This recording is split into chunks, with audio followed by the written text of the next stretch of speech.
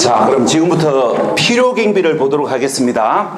자, 우리가 이제 1시간 전에 뭐라고 공부하셨냐면은 양도소득세 계산 구조에서 양도가액에서 필요경비를 공제하여 양도차익을 산정한다고 이야기하면서 우리가 이제 가액 결정 기준이 어떻게 되는지는 1시간 전에 설명이 마무리가 됐고, 자, 그러면 이제 지금부터 뭘 보셔야 되냐면은 필요경비 범위를 보셔야 됩니다.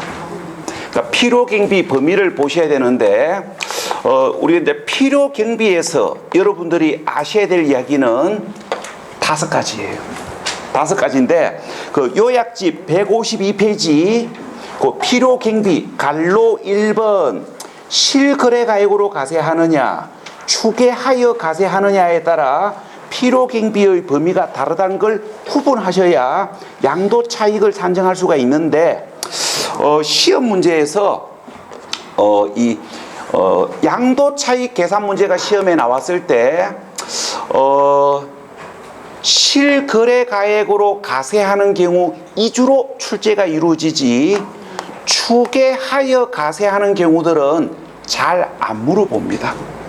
자, 그래서 지금부터 제가 설명하는 이야기가 전체적 흐름이 잡히시면 구분하시고, 전체적 흐름이 안 잡히시면 실거래 가격으로 가세하는 경우만 알고 계시면 돼요. 일단 한번 설명을 드려보겠습니다. 자, 우리가 이제 양도소득세를 부과할 때 실거래 가격으로 부과하느냐, 추계하여 부과하느냐에 따라 양도가액에서 공제하는 필요경비의 범위가 다르다는 걸 구분하셔야 되는데, 자, 이렇게 됩니다. 우리가 이제 실제 양도가액과, 그러니까 실제 양도가액과 실제 취득가액을 둘 다 확인이 가능함으로 인하여 실거래 가액으로 가세하는 경우에는 양도가액에서 필요경비로 공제받을 수 있는 필요경비는 실제 취득가액, 자본적 지출, 양도비용을 필요경비로 공제하여 양도차익을 산정하셔야 됩니다. 그러니까 실제 양도가액과 실제 취득가액을 둘 다 확인 가능함으로 인하여 실거래 가액으로 가세하는 경우에는 양도차익을 이렇게 산정하셔야 돼요. 자, 그런데 실제 취득가액을 확인할 수 없어. 그러니까 실제 취득가액을 확인할 수 없음으로 인하여 매, 감, 한, 기 순서에 의하여 추계하여 가세하는 경우에는 양도가액에서 필요경비로 공제받을 수 있는 필요경비는 추계된 취득가액과 필요경비 계산 공제를 필요경비로 공제하여 양도차익을 산정합니다. 자, 그래서 실거래 가격으로 부과하느냐, 실제 취득가액을 확인할 수 없어 매감 한 기 순서에 의하여 추계하여 부과하느냐에 따라 필요경비로 공제받을 수 있는 필요경비의 범위가 다르다는 걸 구분하실 줄 아셔야 양도차익 계산 문제가 나왔을 때 답을 완벽하게 접근할 수 있습니다. 자, 그런데 이제 우리 시험 문제에서 양도차익 계산 문제가 시험에 나오면 주로 실거래 가격으로 가세하는 경우 양도차익 계산 문제 2주로 나오지, 추계하여 가세하는 경우 양도차익 계산 문제는 상대적으로 잘 안 나와요. 그래서 요 차이가 확실히 구분되시는 분들은 구분해서 공부하시고, 요 차이가 잘 구분이 안 되시는 분들은 실거래 가격으로 가세하는 경우 양도차익 계산 구조만 정확하게 알고 계시면 되지 무리해서 구분할 필요는 없습니다. 자, 그래서 이제 필요경비에서 첫 번째 알고 계셔야 될 거, 실거래 가격으로 부과하느냐, 추계하여 부과하느냐에 따라 필요경비 범위는 다르다. 자, 그 다음에 이제 필요경비에서 두 번째 보셔야 될 거. 자, 필요경비에서 두 번째 보셔야 될 게 이제 뭘 보셔야 되냐면은 이걸 보셔야 됩니다. 실거래 가격으로 가세하는 경우 필요경비인 실제 취득가액으로서의 필요경비 범위를 보셔야 됩니다.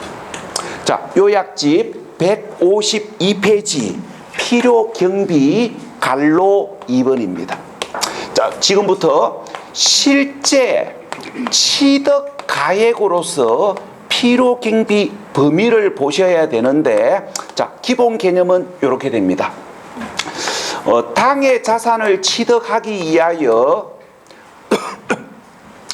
직접 소요된 취득금액은 물론이고 취득과 관련된 비용도 취득가액 필요경비에 포함합니다. 자, 이 이야기를 글로 적으면 이렇습니다.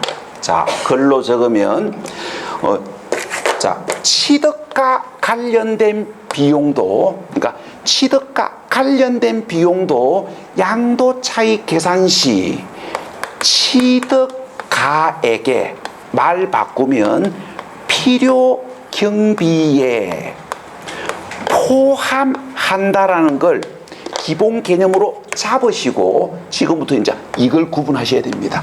첫 번째, 취득 관련 비용으로 취득가액 필요 경비에 포함되는 항목과 취득 관련 비용이 아니거나 취득 관련 비용으로 인정하지 않기 때문에 취득가액에 말 바꾸면 필요경비에 포함하지 않는 항목을 구분하실 줄 아셔야 되고, 이걸 구분하는 문제가 우리 시험 문제에 나름대로 자주 나와요. 그럼 이걸 이제 구분하셔야 되는데, 뭐 제가 2달 전에도 설명을 드렸듯이 무작정 기억하시면 안 되고 우리가 흐름으로 접근하셔야 됩니다. 어떻게? 이렇게. 야들은 취득과 관련된 비용이기 때문에 양도 차익 계산 시 취득가액 필요경비에 포함하지만, 야들은 취득 관련 비용이 아니거나 취득 관련 비용으로 인정하지 않기 때문에 취득 가격에 필요경비에 포함할 수 없다. 이렇게 흐름으로 접근하셔야 돼요. 자, 그럼 지금부터 하나씩 설명을 해보겠습니다. 자, 첫 번째, 취득세, 등록 면허세, 등기 비용, 법무사 비용, 취득 관련 중개 수수료는 취득과 관련된 비용 아닙니까? 네. 그래서 양도 차익 계산 시 취득가액 필요경비에 포함합니다. 자, 그런데 재산세, 종합부동산세는 6월 1일 현재 부동산을 소유하고 있는 자에게 부과되는 보유 관련 조세지 취득과 관련된 비용이 아니기 때문에 당해 부동산 양도 시의 양도 차익 계산 시 재산세, 종합부동산세는 취득가액 필요경비에 포함하지 않습니다. 왜? 취득 관련 비용이 아니기 때문에.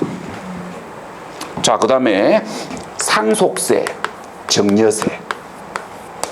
자, 그 위에다가 적으십시오. 자, 상속세, 증여세를 동글뱅이 하시고 위에다가 적으십시오. 뭐라고 적으시냐면은 취득 관련 비용으로 인정하지 않는다. 인정 X 이렇게 적으십시오. 자, 그럼 지금부터 설명해 볼게요. 우리가 상속세, 증여세는 우리가 무상으로 취득한 자에게 부과되는 취득과 관련된 조세이지만 소득세법에서는 상속세, 증여세를 취득 관련 비용으로 인정하지 않습니다. 그러니까 무상으로 취득한 자에게 부과되는 취득 관련 조세이지만 상속세, 증여세를 소득세법에서는 취득과 관련된 비용으로 인정하지 않는다고요. 그래서 상속받은 재산을 팔 때, 증여받은 재산을 팔 때 상속세, 증여세는 취득 관련 비용으로 인정하지 않기 때문에 양도 차익 계산 시 취득가액 필요경비로 공제받을 수 있다, 없다? 없다. 자, 근데 이제 이걸 누구하고 구분하셔야 되냐면은 2월 가세 시 증여세하고 구분하셔야 되는데 그 2월 가세 증여세 위에다가 적으십시오. 그러니까 2월 가세 증여세 위에다가 적으십시오. 자, 이렇게 적으십시오. 2월 가세 하는 대신에 2월 가세 하는 대신에 취득 관련 비용으로 인정. 우리가 2월 가세 하는 대신에 취득 관련 비용으로 인정합니다. 우리가 2월 가세 시의 증여세는 2월 가세 하는 대신에 취득 관련 비용으로 인정한다고요. 자, 그래서 2월 가세 시의 증여세는 2월 가세 하는 대신에 취득 관련 비용으로 인정하기 때문에 양도 차익 계산 시 취득 가액 말 바꾸면 필요경비에 포함합니다. 그래서 이제 시간이 지났을 때 요게 헷갈리시면 안 돼요. 우리가 일반적 증여세는, 그러니까 일반적인 경우 증여세는 취득 관련 비용으로 인정하지 않기 때문에 취득가액 필요경비에 포함하지 않습니다. 자, 그런데 2월 가세 시의 증여세는 2월 가세하는 대신에 취득 관련 비용으로 인정하기 때문에 취득가액 필요경비에 포함합니다. 요게 헷갈리시면 안 돼요. 자, 그 다음에 취득 관련 소송 발생 시 직접 소요된 소송 비용, 하해 비용. 자, 제가 2달 전에 뭐 생각하시라 그랬냐면은 경매 받은 경우 생각하시라 그래요. 경매 받은 경우를 생각하시라 그랬습니다. 내가 이제 부동산을 하나 경매를 받았는데 우리가 그러니까 내가 부동산을 하나 경매를 받았는데 경매 받은 부동산에 거주하고 있는 임차인과 나하고 법적 분쟁이 일어나면 법원에 가봐야 될 끼고, 그럼 이때 법원에 가게 되면 소송 비용이 발생되고 경우에 따라 하해 비용이 발생될 수도 있습니다. 그럼 이때 소송 비용과 하해 비용은 경매 받은 부동산의 취득과 관련된 비용이잖아요. 그래서 경매 받은 부동산 양도 시의 양도 차익 계산 시 취득가액 필요경비에 포함합니다. 자, 그 다음에 밑으로 내려가셔가지고 취득금액에 포함된 부가가치세. 자, 취득금액에 포함된 부가가치세. 우리가 표현을 바꾸면 분양가에 포함된 부가가치세는, 자, 따져봅시다. 우리가 아파트를 분양받는 자의 입장에서 본다면 분양가에 포함된 부가가치세는 취득과 관련된 비용 아닙니까? 네. 그래서 취득가액에 필요경비에 포함합니다. 자, 그런데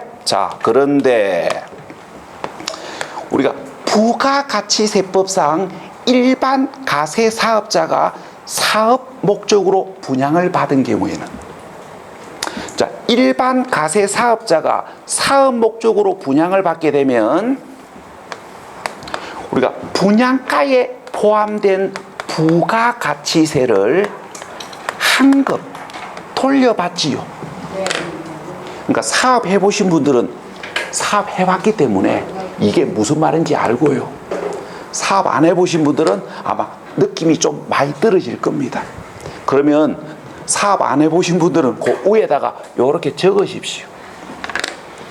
이게 일반 가세 사업자가 사업 목적으로 분양받은 경우 그 위에다가 이렇게 적으시라고요. 분양가에 포함된 부가가치세를 한급 이렇게 적으십시오. 자, 그럼 지금부터 설명을 해볼게요. 우리가 일반 가세 사업자가 사업 목적으로 분양을 받은 경우에는 분양가에 포함된 부가가치세를 한급 돌려받습니다. 자, 그래서 그 한급 옆에다가 적으십시오. 그래서 취득 관련 비용으로 볼 수 있다 없다? 없다. 취득 관련 비용으로 볼 수 없지요. 왜? 돌려받았으니까. 그래서 뭐 한다고요? 취득 가액에서 제외되지요. 자, 다시 가볼게요. 자, 다시 처음부터 가봅시다. 우리가 취득금액에 포함된 부가가치세, 말 바꾸면 분양가에 포함된 부가가치세는 우리가 분양받는 자 입장에서 본다면 취득과 관련된 비용이기 때문에 양도차익 계산 시 취득가격에 포함합니다. 자, 그런데 일반 가세 사업자가 사업 목적으로 분양을 받은 경우 분양가에 포함된 부가가치세는 분양가에 포함된 부가가치세를 환급받기 때문에 취득 관련 비용으로 볼 수가 없습니다. 우리가 부가가치세법상 일반 가세 사업자가 사업 목적으로 분양을 받게 되면 분양가에 포함된 부가가치세를 환급 돌려받는다고요. 그래서 분양가에 포함된 부가가치세를 환급 돌려받기 때문에 취득 관련 비용이 아닙니다. 그래서 일반 가세사업자가 사업 목적으로 분양을 받은 경우에는 취득 가격에서 제외합니다. 왜? 환급 돌려받았으니까. 취득 관련 비용이 아니니까.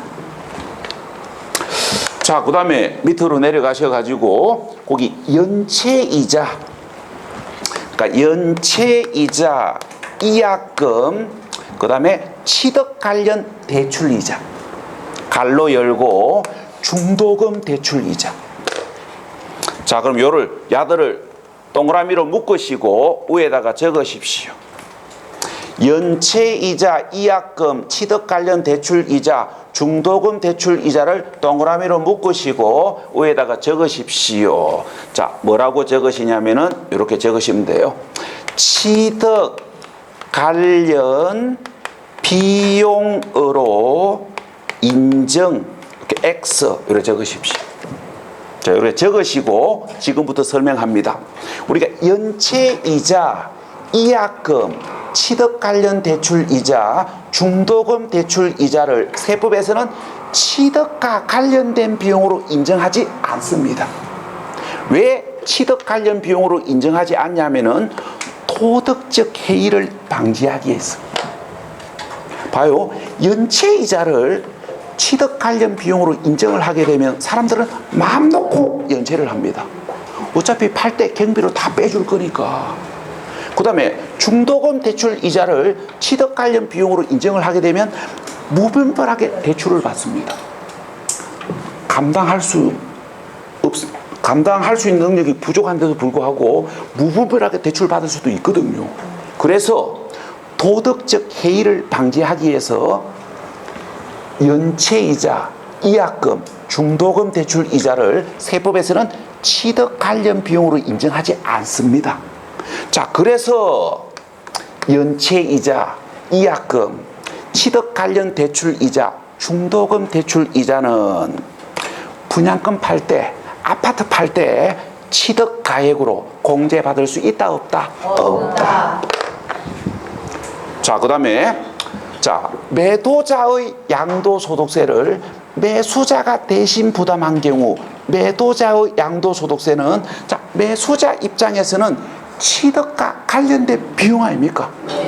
그래서 취득 가격에 필요경비에 포함합니다. 요 정도를 구분하셔야 돼요. 이 정도를 구분하셔야 되는데 제가 이제 처음에 말씀드렸듯이 무작정 기억하시면 안 돼요. 무대표로 기억하시면 안 되고 제가 금방 설명한 것처럼 접근하셔야 됩니다. 그러니까 이렇게 접근하셔야 돼요.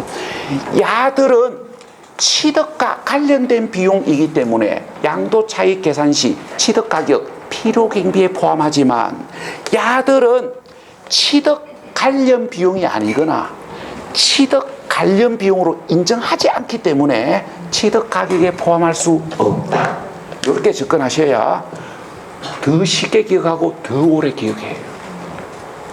자, 그 다음에 이제 필요경비에서 우리가 이제 세 번째 보셔야 될 거, 보유중 지출입니다. 자, 요약집 153페이지. 우리가 이제 보유중 지출이 우리 시험에 나오면 요약집 153페이지에서 보시는 것처럼 자, 보유중 지출이 시험에 나오면 요약집 153페이지에서 보시는 것처럼 자산의 가치 또는 내용 연수 증가와 관계 있는 지출인지 관계 없는 단순 비용인지를 여러분들은 확인하셔야 됩니다. 이것만 확인이 되면 굳이 기억 안 해도 답이 나와요. 우리가 보유중 지출이 자산의 가치, 보유중의 지출이 자산의 가치 증가와 관계 있는 지출이 자본적 지출이고, 우리가 자본적 지출이 발생되면 자산의 가치가 증가되기 때문에 보다 더 높은 가격에 팔 수 있지요. 그래서 자본적 지출은 양도 차익 발생에 영향을 미쳤기 때문에 양도 차익 계산 시 필요 경비로 공제받습니다.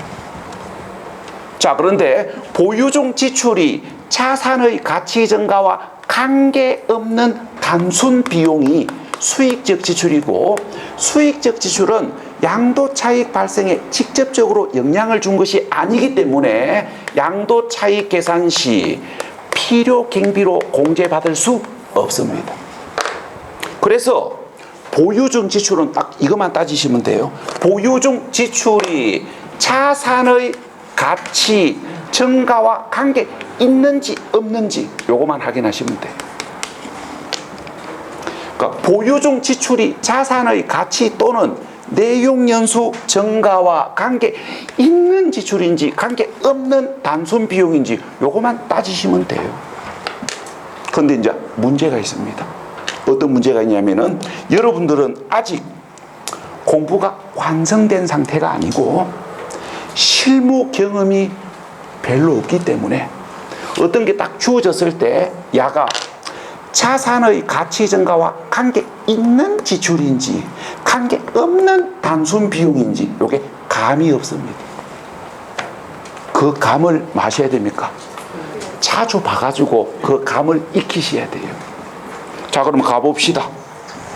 자, 제일 먼저 공법 실력 발휘해 봅시다. 자, 재건축 부담금, 개발 부담금, 수익자 부담금, 기반시설 부담금을 공법 시간에 공부하셨습니다.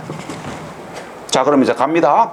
재건축 부담금, 개발 부담금, 수익자 부담금, 기반시설 부담금은 보유중 지출로서 자산의 가치 증가와 관계 있는 자본적 지출 아닙니까? 네. 그래서 재건축 아파트 팔 때, 토지 팔 때 양도 차익 계산 시 필요 경비로 공제받습니다.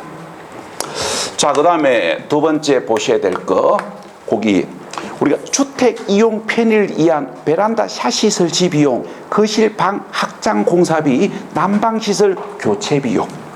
자, 이겁니다. 내가 18년 된 아파트를 구입해 가지고 베란다 샤시 교체하고 방 확장하고 거실 확장하고 보일러 교체하고 해가지고 이 집을 5년 살다가 팔려고 합니다. 자, 그러면 우리가 샤시 교체 안 한 옆집보다 방 확장 안 한 옆집보다 8년 된 보일러 있는 옆집보다 팔 때 아무리 못 받아도 1,000만 원 더 받습니다. 최소 1,000만 원, 많게는 3,000만 원 더 받아요. 그래서 우리가 구축 아파트 똑같은 층인데도 네버 매물 가격이 다르면 하나는 수리 안 한 집이고 하나는 수리한 집이에요. 자, 그러면 이 비용들은 아파트 가치 증가와 관계 있는 자본적 지출 아닙니까? 네. 그래서 필요 경비로 공제받을 수 있다. 자, 그 다음에 거기 사항입니다. 수용된 경우 보상금 정액과 관련된 소송 비용. 자, 이야기입니다. 내가 보유하고 있는 땅을 LH공사에서 수용 방식으로 도시개발 사업을 한답니다. 그래서 알아보니까 보상금을 30억을 준답니다. 와, 많다. 자, 그런데 개발 계획이 발표되면서 현재 나하고 같은 땅이 그 네이버 부동산에 45억에 매물로 나와 있습니다. 자, 그러면 수용 보상금 30 받고 그만둘 겁니까? 아니요. 바보입니까? 그래서 이제 뭐냐면은 우리가 변호사 고용해가지고 보상금 관련 소송을 제기했고, 그 결과 보상금을 8억을 더 받아냈고, 변호사에게 승소 비용 포함해가지고 소송 비용 2억 줬을 때. 자, 갑니다.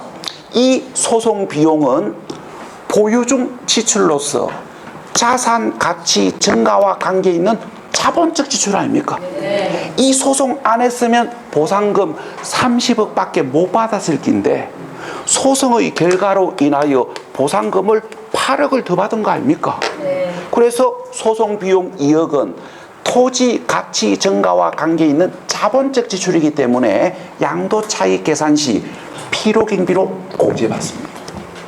자, 그런데 밑으로 내려가 가지고 우리가 벽지 장판 교체 비용, 우리가 벽지 장판 교체 비용, 자, 현실적으로 이야기해 봅시다. 자, 아파트를 빨리 팔기 해 가지고, 자, 벽지 장판 새로 하고, 자, 매물로 내놨는데 집 보러 왔는데 벽지 장판 새로 했다고 옆집보다 500 더 달라 하니까 뭐라 합니까? 좀 더 둘러보고 온다 하지요. 좀 더 둘러보고 온다 하면서 나가면서 마지막 한 소리로 한마디 합니다. 나 꽃무늬 벽지 안 좋아하는데. 무슨 이야기예요? 벽지 새로 했다고 500 더 주고 살 생각 없다는 이야기예요. 그래서 봐요. 벽지 장판을 새로 하면 깨끗해 보이기 때문에 빨리 파는 데 도움이 될지는 몰라도 더 비싼 가격에 파는 데는 도움 안 됩니다. 그래서 벽지 장판 교체 비용은 아파트 가치 증가와 관계없는 단순 비용 아닙니까? 그래서 경비 인정 아니에요. 자, 그 다음에 그 옆에 우리가 싱크대, 주방기구, 타일 위생기구 교체 비용, 이게 이제 여러분들이 알고 있는 리모델링 비용입니다. 그러니까 리모델링 비용. 자, 우리가 오해의 소지를 없애기 위해서 샤시, 그러니까 샤시를 제외한, 그러니까 샤시를 제외한 리모델링 비용은 경비 인정 안 합니다. 우리가 샤시를 제외한 일반적 리모델링 비용은 경비 인정을 안 해요. 이유가 있습니다. 첫 번째 이유, 기능상 하자가 있는 걸 교체한 거 아니고요. 두 번째, 자원 낭비를 방지하기 위해서. 이 두 가지 이유로 경비 인정 안 해준다고 법제처에서 그렇게 설명하고 있습니다. 이거 봐봐요. 내가 입주한 지 8년 된 아파트를 매수해가지고 이사를 들어가기 위해서 3일 전에 가보니까 싱크대가 깨끗한 상태는 아닐 겁니다. 그 집에 꼬맹이가 있었다면. 꼬맹이가 뭐 했습니까? 빵 사 먹고 아내들은 스티커 꼭 붙여놨지, 그죠? 내 빵 몇 봉지 묵었는지 자랑하려고. 애 키우신 분들은 무슨 말인지 알 거예요. 아니면 눈높이 쌤이 주고 간 스티커 막 그 붙여놨잖아요.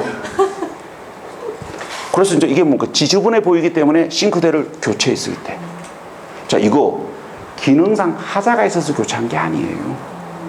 그래서 기능상 하자가 있어서 교체한 것도 아니고 자원 낭비를 방지하기 위해서 샤시를 제외한 리모델링 비용은 경비 인정 안 해줍니다. 그래서 싱크대 교체 비용, 뭐 주방 기구 교체 비용, 화장실 리모델링 비용, 이런 것들 경비 인정 안 해줘요. 자, 그 다음에 그 밑에, 자, 밑으로 내려가셔가지고 우리가 보일러 수리 비용, 그 다음에 보유 중 주택 담보 대출 이자. 자, 보유 중 주택 담보 대출 이자. 자, 여러분들은 어디까지 여러분들 집입니까? 어디까지입니까? 저는 큰 방하고 거실까지 우리 집입니다. 나머지는 은행 집이고요. 자, 그럼 이 은행 대출 이자는, 자, 지금부터 따져봅시다. 은행, 우리가 주택담보대출 이자는, 자, 아파트 가치 증가와 관계 있습니까? 없습니까? 없습니다.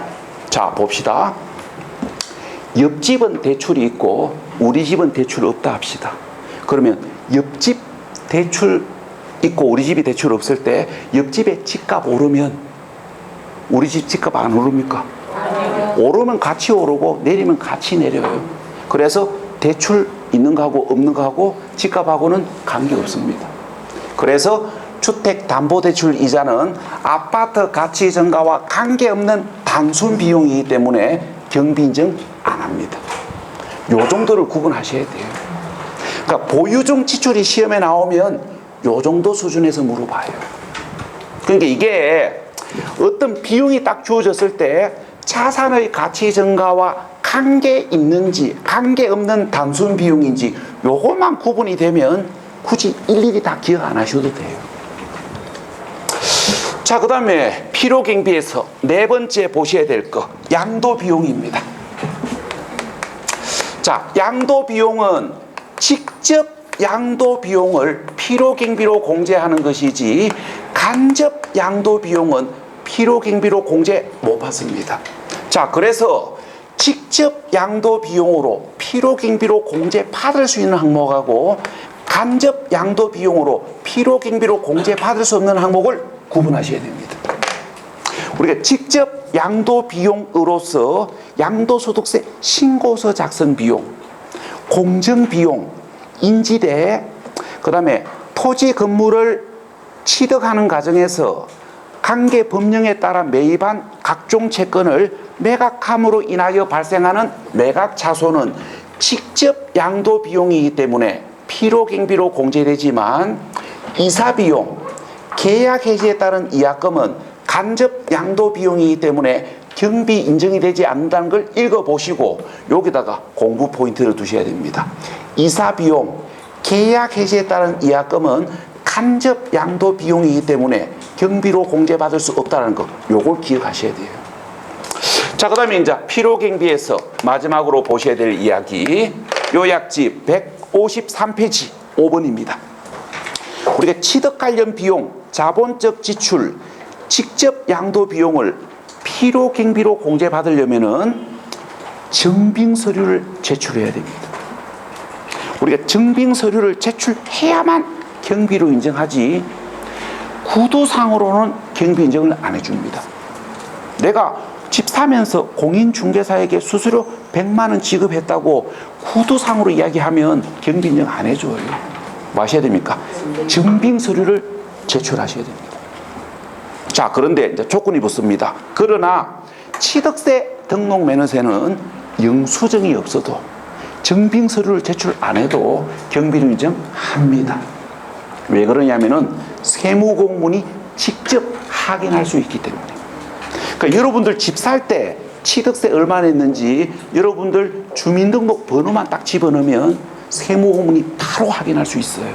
그래서 취득세 등록 면허세는 세무공무원이 직접 확인 가능한 비용이기 때문에 영수증이 없어도 경비로 인정합니다. 여기까지가 필요경비에서 보실 이야기입니다. 자, 그 다음에 요약집 154페이지. 자, 이걸 보셔야 됩니다. 자, 지금부터 이제 뭘 보셔야 되냐면은 우리가 양도가액에서 필요경비를 공제하여 양도 차익이 산정되면 자, 발생된 양도 차익에 대하여 양도소득세를 직접 부과하는 것이 아니고 장기간 보유한 자의 양도소득세 부담을 완화시켜주기 위하여 양도차익에서 장기 보유 특별공제를 공제하고 그 다음에 이제 기본적 경비를 공제해주기 위해서 양도소득 기본공제를 공제한 가세 표준에 대해서 양도소득세를 부과합니다. 자, 일단 요 이야기를 살짝 잡으셔야 돼요. 우리가 발생된 양도 차익에 대해서 양도소득세를 직접 부과하는 게 아니고, 우리가 장기간 보유한 자의 양도소득세 부담을 완화시켜주기 위해서 양도 차익에서 장기 보유 특별공제를 공제하고, 그 다음에 이제 기본적 경비를 공제해주기 위해서 양도소득 기본공제를 공제한 가세 표준에 대해서 양도소득세를 부과합니다. 그래서 양도 차익이 발생되더라도 장기 보유 특별공제와 양도소득 기본공제를 공제한 가세 표준이 없으면 양도 차익이 발생되더라도 실제 양도소득세가 부과되지는 않습니다. 제가 단순하게 이야기해 볼게요. 내가 아파트 분양권을 프리미엄을 250 받고 팔았을 때, 그러면 이제 양도 차익이 250 아닙니까? 그러면 아파트 분양권은 장기 보유 특별공제 대상은 아니고 기본공제 250을 공제받습니다. 그러면 양도 차익 250에서 기본공제 250을 하면 가세 표준이 제로 아닙니까? 그래서 양도 차익이 발생했지만 각종 공제를 공제한 가세 표준이 제로면 실제로 양도소득세가 부과되지는 않는다라는 거. 요 느낌 살짝 잡으시고 지금부터 이제 여기에다가 이제 공부 포인트를 두셔야 됩니다. 장기 보유 특별공제와 양도소득 기본공제를 언제 공제받을 수 있고 얼마를 공제받을 수 있고 공제 대상에서 배제되는 경우에 어떤 경우가 있는지를 정리하셔야 돼요. 그게 요약집 154페이지입니다. 자, 요걸 이제 설명을 드려야 되는데 잠시 5분 쉬었다가 설명을 하겠습니다.